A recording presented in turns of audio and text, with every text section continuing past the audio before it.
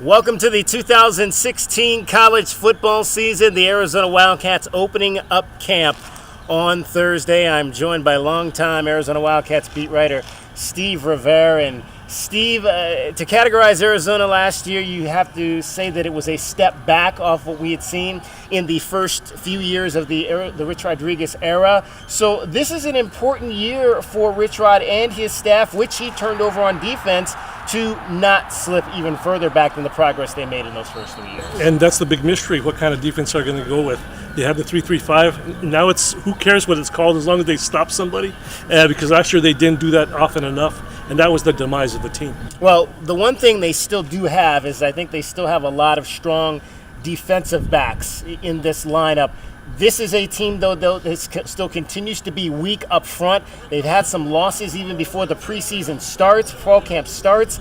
It's going to be tough if they can't put pressure on the quarterback from down front, just like it's been for the first 4 years. And that's exactly what it was. They lacked that in the first 4 years. They couldn't get to the quarterback.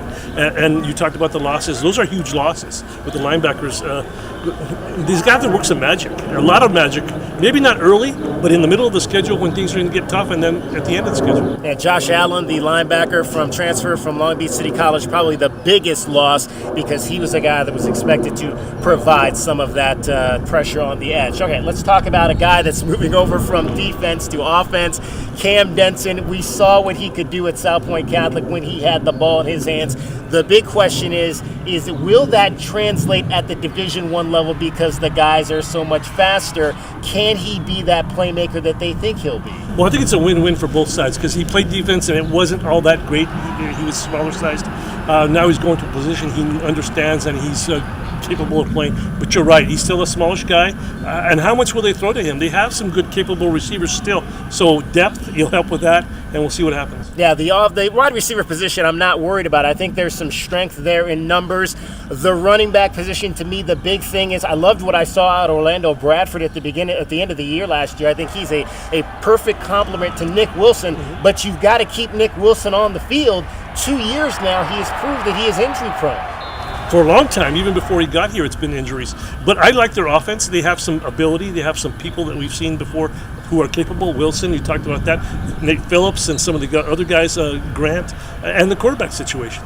Samaje Grant is a guy that definitely has to have a bounce-back year. He battled through a lot of injuries. He took a step back. It's going to be important for him as a senior to really put up big numbers for this Arizona offense. The quarterback position, Rich Rodriguez says it's going to be an open competition. I don't believe that for a second. I think that Anu Solomon is the quarterback. But to me, and I'm going to continue to harp on this, my type of quarterback is I like a quarterback who's a threat to run, but not a quarterback who you have to run to get consistent offense with. To me, the most important part of this season is going to be they've got to figure out a way to keep Anu Solomon healthy. And I said this going back to the Matt Scott era when Rich Rodriguez first got here.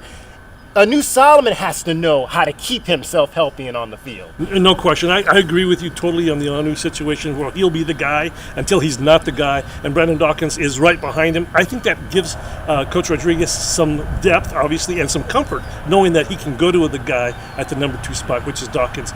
But Anu has to do a little bit better than he did last year. No question about that. He's got to learn, I think, to see things, and when I say read the defense pre-snap a little bit better than what we saw last year. Do you think they'll redshirt Khalil Tate, or do you think he'll be an active number 3 potentially this season? I think you can be that active number 3, but after a certain time, maybe a couple months, they'll decide, let's hold him off. Because we know he's talented, and he's perfect for this offense.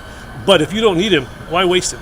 All right, a lot of questions to be answered, and it starts on Thursday with the beginning of fall camp. Steve, appreciate you taking the time. Thank you. Stay with us for more continuing coverage of Arizona Wildcats football.